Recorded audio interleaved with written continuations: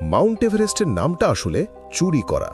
ঠিকই শুনেছেন, পৃথিবীর সর্বোচ্চ শৃঙ্গের নাম এক বাঙালির নামে হওয়ার কথা ছিল, কিন্তু ব্রিটিশরা সেই ইতিহাস মুছে দিয়েছে।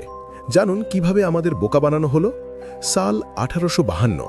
তখন হিমালয়ের পাহাড়গুলোর কোনো নাম ছিল না, ছিল শুধু নম্বর, যেমন পিক 1, পিক 2। দূরে একটা আবছা পাহাড় দেখা যেত, যার কোড নেম ছিল পিক 15। ব্রিটিশরা ভেবেছিল ওটা সাধারণ একটা পাহাড়, কেউ পাত্তা দিত না। কিন্তু গ্রেট ট্রিগোনোমেট্রিক্যাল সার্ভের অফিসে বসে এক বাঙালি গণিতবিদ রাধানাথ শিকদার দিনের পর দিন জটিল অঙ্ক কষে যাচ্ছিলেন।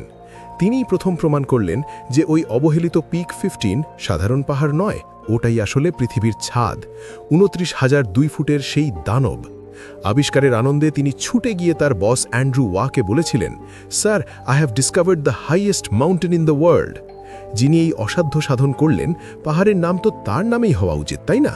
কিন্তু ব্রিটিশরা করল চরম বেইমানি। যিনি পাহাড়টা মাপেননি, দেখেনওনি, সেই প্রাক্তন বস জর্জ এভারেস্টের নামে নাম রাখা হলো। আর গণিতের জাদুকর রাধানাথ শিকদারকে ইতিহাসের পাতা থেকে মুছে ফেলা হলো। প্রমাণ চান? জন কের লেখা বই দ্য গ্রেট আর্ক পড়ুন, সেখানে এই চুরির বিস্তারিত বিবরণ আছে। এই বাঙালির হৃৎসম্মান ফিরিয়ে দিতে ভিডিওটি শেয়ার করুন এবং কমেন্টে গর্ব করে লিখুন, the real hero Radhanath Sikdar.